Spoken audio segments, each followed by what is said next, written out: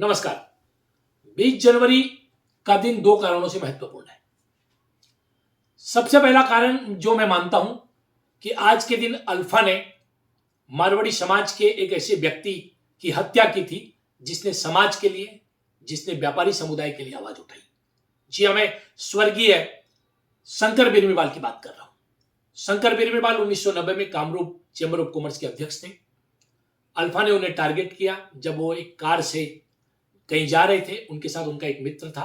सौभाग्यवश मित्र बच गया और इस हमले में, अंधाधुंध फायरिंग में स्वर्गीय बेनीवाल की जान चली गई। दूसरा, आज मारवाड़ी वंश का स्थापना दिवस है। मारवाड़ी वंश की स्थापना को आज 40 साल हो गए हैं और इन 40 सालों में मंच ने बहुत जो है लंबा सफर तय किया है। तो ये दो घटनाएं मारवाड़ी समाज के लिहाज से महत्वपूर्ण है। किंतु इसमें जो सबसे महत्वपूर्ण बात है कि आज 34 वर्ष हो गए हैं शहादत हुए शंकर बेनीवाल की। मारवाड़ी समाज, कामरूप चेंबर ऑफ कॉमर्स या समाज की कोई भी संस्था उन्हें याद नहीं करती। वो एक ऐसे व्यक्ति थे जिनकी जान सिर्फ इसलिए गई कि उन्होंने व्यापारियों के मुद्दे उठाए और जमकर व्यापारियों की वकालत की एक ऐसे दौर में जब अल्फा का बोलबाला था।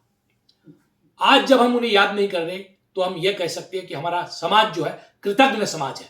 हम ऐसे लोगों को सिरमौर बनाकर बैठा रहे हैं जो उस समय अल्फा के मुखबिर हुआ करते थे, जो अल्फा के पास हमारी जानकारियां पहुंचाते थे, किंतु हम उस व्यक्ति को याद नहीं करते हैं या करना जरूरी नहीं समझते हैं जिस व्यक्ति ने समाज के लिए अपनी जान दी, शहादत दी।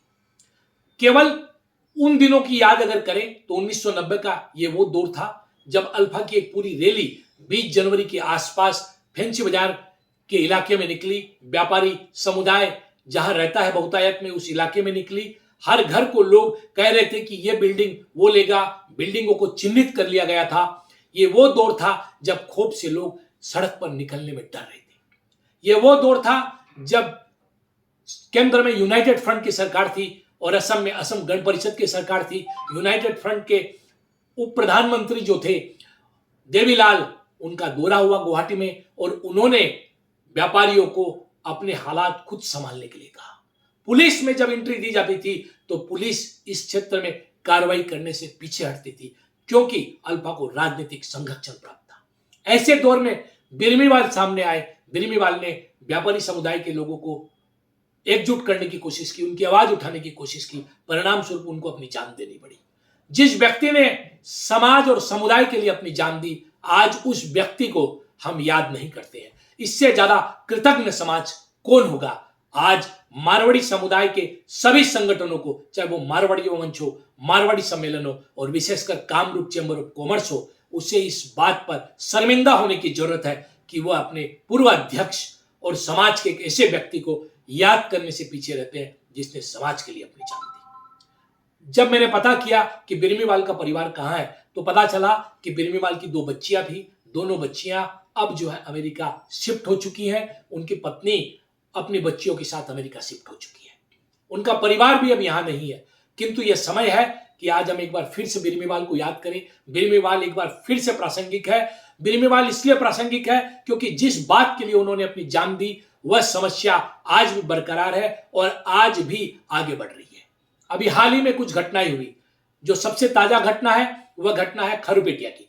खरुपेटिया के व्यापारी मेघराज कोठारी के घर के सामने जाकर बांस का बेड़ा हटाने के नाम पर वीर लाचित सेना ने जिस प्रकार का तांडव मचाया, जिस प्रकार की बदसलूकी की, अल्फा भी शुरुआती दिनों में ऐसे ही कार्य किया करती थी। छोटे छोटे अपराधों को करती हुई अल्फा ने एक बड़ा रूप लिया और हथियार बंद उग्रवादी समूह बन गया, जिसका खमियाजा असम को ही नहीं मारवाड़ी समुदाय को विशेषकर उठाना पड़ा। व्यवसायी समुदाय इसका विशेष रूप से टारगेट रहा और यही हालात कमोबेश आज है। ऐसी घटनाएं एक दो नहीं है। लाचित सेना डिगली पुखरी में जाती है। हिंदी भाषी जो गरीब तबके के लोग हैं, जो ठेले लगाते हैं, जहां पर मोमो बेचते हैं, मूढ़ी बेचते हैं, पुचके बेचते हैं या अन्य ऐसे काम करते हैं, उन लोगों के ठेले वहां से उजाड़ती है। हिंदी भाषियों की दुकानों में घुसते हैं। असमिया बोलने के नाम पे, बुलवाने के नाम पर उन पर अत्याचार करते हैं। हिंदी भाषियों के दुकानों में घुसते हैं, दुकान खाली कराने की कोशिश करते हैं।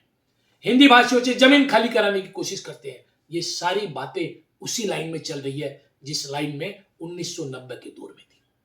डिब्रूगढ़ की एक घटना है जहां पर अखिल असम छात्र संघ आसू के लोग जो है वो शामिल थे। डिब्रूगढ़, शिवसागर, तिनसुकिया ये ऐसे इलाके हैं जहां पर आज भी विभिन्न कथित रूप से जातीयतावादी संगठनों का उपद्रव है और इस उपद्रव को राजनीतिक कारण से सभी सरकार प्रश्रय देती है, उनके खिलाफ नहीं बोलती, उनके खिलाफ कड़े कदम उठाकर शांति व्यवस्था कायम करके जो एक अल्पसंख्यक भाषाई अल्पसंख्यक समाज है, हिंदी भाषी समाज, मारवाड़ी समाज, उसे सुरक्षा देने में कोताही बरतती है। डिब्रूगढ़ के व्यापारी थे मधु केजरीवाल, मारवाड़ी वंश से भी जुड़े हुए हैं। मारवाड़ी वंश में विभिन्न मुद्दों पर अपनी राय बेबाकी के साथ रखते हैं, किंतु आसू के लोग जब उनकी दुकान में पहुंचे, मुद्दा था पावरलूम गमछा बेचने का। ऐसा नहीं है कि डिब्रूगढ़ में मधु केजरीवाल ही पावरलूम गमछा बेचते हैं, वहां असमिया समुदाय के बहुत से युवक भी जो है पावरलूम का गमछा बेचते हैं।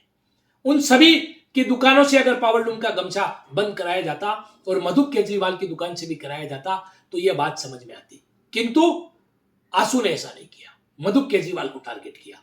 मेदी मार्केट में जो बिकते हैं उनको टारगेट आसू नहीं करती है। मामला साफ है, बात साफ है, टारगेट मारवाड़ी को करना है, हिंदी भाषी को करना है। मधु वहां आवाज नहीं उठा पाए, कोठारी यहां आवाज नहीं उठा पाए, अन्य व्यापारी आवाज नहीं उठा पाए। वो आवाज इसलिए नहीं उठा पाते क्योंकि अगर वो आवाज उठाते हैं तो उन्हें डर है कि उनके पीछे खड़े कौन है। जो 5-10 लोग आए हैं वो जातीयतावाद के नाम पे, असमियावाद के नाम पर उन पर अत्याचार करते हैं, उनके साथ 20, 25, 30, 50 लोगों का गुट आएगा, इनके साथ कौन खड़ा होगा। आज जब शहादत दिवस है बिरमीवाल का, तो यह बात और ज्यादा प्रासंगिक हो गई है कि कौन आएगा, कौन खड़ा होगा। इस समाज में जितने संगठन है हमारे, मारवाड़ी मंच हो, मारवाड़ी सम्मेलन हो, वो ऐसे ऐसे कार्यों में व्यस्त हो गया है जो मारवाड़ी युवा मंच का कभी उद्देश्य ही नहीं रहे। अपने अपने राम जैसे कार्यक्रम कराए जा रहे हैं, राम कथाएं कराई जा रही है, हनुमान चालीसा के पाठ कराए जा रहे हैं, सुंदरकांड के पाठ कराए जा रहे हैं। ये धार्मिक उत्सव मारवाड़ी युवा मंच का काम नहीं था। मारवाड़ी समाज के आत्मसम्मान और मारवाड़ी समाज को सामाजिक सुरक्षा प्रदान करना सबसे बड़ा मुद्दा था।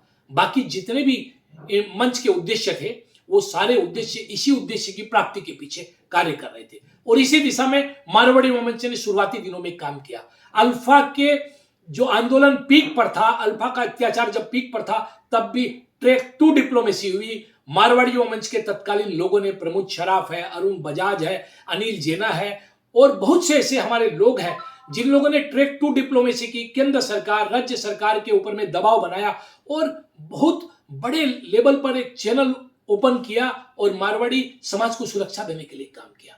आज किंतु मारवाड़ी युवा मंच के लोगों के पास या मारवाड़ी सम्मेलन के पास में न तो ऐसी सोच है, न कार्य पद्धति है, न वो जानते हैं कि उनकी प्रायोरिटी क्या है, प्राथमिकता है क्या है, कैसे उस पर चले। और यही कारण है कि आज कोई भी व्यक्ति बिरमीवाल बनने से डरता है, कोई भी व्यक्ति आगे आकर आवाज उठाने से डरता है। यहां तक कि मारवाड़ी युवा मंच के जो लोग हैं, जो सदस्य है, जैसे मैंने मधु केजरीवाल की बात की, ऐसे बहुत से लोग हैं, उनको प्रताड़ित किया जाता है। मंच अपने लोगों के लिए ही आवाज नहीं उठा पाता। बदरुद्दीन अजमल ने समाज के ऊपर में अंगुली उठाई, समाज के खिलाफ बदतमीजी की, बदबयानी की, उसके खिलाफ आवाज उठाने वाले लोग भी दूसरे थे, चाहे गौरव शिवानी हो या मैंने व्यक्तिगत रूप से आवाज उठाई या फिर उमेश खंडेलिया ने आवाज उठाई, ऐसे कुछ लोग रहे, या फिर जो है आवाज उठाई बंगाई गांव के एक भाई ने, लेकिन बाकी लोग खासकर हमारे संगठन इस पर मौन रहे। तो आखिर इन संगठनों का क्या काम है, इन संगठनों की क्या प्रासंगिकता है, यह एक बड़ा मुद्दा है आज के दिन में। 1990 का वो दौर था, मुझे ध्यान है कि केवल यही नहीं, टेलीफोन विभाग में एक इंस्पेक्टर थे राम सागर तिवारी, उनकी हत्या हुई। नेमीचंद जैन एक प्रमुख व्यापारी थे, उन्हें यहां से व्यापार छोड़कर भागना पड़ा। बहुत से लोगों को यहां से व्यापार छोड़कर भागना पड़ा। नलबाड़ी में उनके भाई संपत जैन की हत्या कर दी गई थी अल्फा के द्वारा। ऐसी बहुत सी घटनाएं हैं, बहुत से लोगों ने अपने प्राणों की आहुति दी है और वो दौर एक बहुत भयावह दौर था। और इस दौर में जो लोग हमारे साथ खड़े हुए, हमारे लिए खड़े हुए, उन्हें याद करना, उनके प्रति कृतज्ञता ज्ञापन करना समाज और सामाजिक व्यक्ति के रूप में हमारा दायित्व है। किंतु हमने समाज के प्रति अपना दायित्व भुला दिया है, सामाजिकता भुला दी है, हम कृतज्ञ होना भूल गए हैं, हम केवल हवाबाजी में रह गए हैं। हम एक ऐसा मजमा लगाना चाहते हैं जहां समाज और संस्था से व्यक्ति ऊपर है, व्यक्ति निष्ठ हो गई है हमारी संस्थाएं। एक गुटबाजी सब जगह प्रश्रय कर गई है, गिरोह का रूप संस्थाओं ने कर लिया, जहां हर गिरोह के अपने लोग होते हैं, एक गिरोह दूसरे गिरोह पर अटैक करता है। ऐसा समा तो राजनीतिक पार्टियों में भी देखने को नहीं मिलता। ऐसी स्थिति तो राजनीतिक पार्टियों में भी नहीं देखने को मिलती। वहां भी अंदरूनी लेवल पर कहीं ना कहीं सद्भावनाएं होती है, किंतु यहां पर सिर्फ शत्रुता है। तो आज 20 जनवरी के दिन जब मारवाड़ी युवा मंच का स्थापना दिवस है, मैं आशा करता हूं कि मारवाड़ी युवा मंच के सदस्य समझेंगे, जानेंगे कि मारवाड़ी युवा मंच का गठन क्यों हुआ। मारवाड़ी युवा मंच के संस्थापक राष्ट्रीय अध्यक्ष प्रमोद शराब गुवाहाटी में ही है, अनिल जेना गुवाहाटी में ही है। आवश्यकता है कि वो सब फिर से एजुकेट करें, मंच को फिर से लाइन पे लाए, उन्हें उनकी प्राथमिकताएं बताए कि मारवाड़ी युवा मंच का गठन अपने अपने राम करने के लिए नहीं हुआ, श्याम बाबा का उत्सव करने के लिए नहीं हुआ, पितरजी महाराज का उत्सव करने के लिए नहीं हुआ, भैरव जी महाराज का उत्सव करने के लिए नहीं हुआ, बल्कि समाज को सामाजिक सम्मान और सुरक्षा दिलाने के लिए हुआ है। इस अहिंदी प्रदेश में गैर हिंदी भाषी, गैर राजस्थानी परिवेश में कैसे मारवाड़ी समाज यहां पर प्रासंगिक बना रहे, कैसे मारवाड़ी समाज की सुरक्षा सुनिश्चित हो सके, कैसे सम्मान और गर्व के साथ अपना जो है मस्तक ऊंचा करके मारवाड़ी समाज यहां पर रह सके, यह मंच की प्राथमिकता थी। किंतु आज शायद मंच इस प्राथमिकता से दूर आ गया है। तो बिरमेवाल की शहादत के दिन आज मैं धिक्कार देता हूं उन सारे संगठनों को, चाहे वो कामरूप चैम्बर ऑफ कॉमर्स हो, मारवाड़ी युवा मंच हो, मारवाड़ी सम्मेलन हो या अन्य संगठन हो, जिन्होंने के जो है बिरमेवाल को याद करने के लिए 2 मिनट का वक्त नहीं दिया, बिरमेवाल को याद नहीं किया। आज पुनः विचार करने की जरूरत है हमें हमारे कृत्यों पर कि क्या ऐसा समाज जिसे नहीं है निज देश निज गौरव का अभिमान, निरा पशु ही नहीं हा मृतक के समान, हम क्या जागृत समाज है। वास्तव में हम मृतकों का समाज बन चुके हैं, हम मृतक समाज है। अगर पुनः जागृति हमें चाहिए तो उठना पड़ेगा, जागना पड़ेगा और समाज के सम्मान को बचाने के लिए आगे बढ़ना पड़ेगा। बिरमेवाल, स्वर्गीय शंकर बिरमेवाल को मैं प्रणाम करता हूं और उन्हें श्रद्धांजलि अर्पित करता हूं। वो जहां भी है, उनकी आत्मा जहां भी है, परमात्मा उन्हें अपने चरणों में स्थान दे और मारवाड़ी समाज और इसके संगठनों को सद्बुद्धि दे। नमस्कार, देखते रहे नॉर्थ ईस्ट तक, ये आपका अपना चैनल है, ऐसे ही आपके हितों से जुड़े हुए मुद्दों को उठाते रहेगा, आपको जागृत करते रहेगा। सब्सक्राइब करना न भूलें। वंदे मातरम, भारत माता की जय, जय आयोग।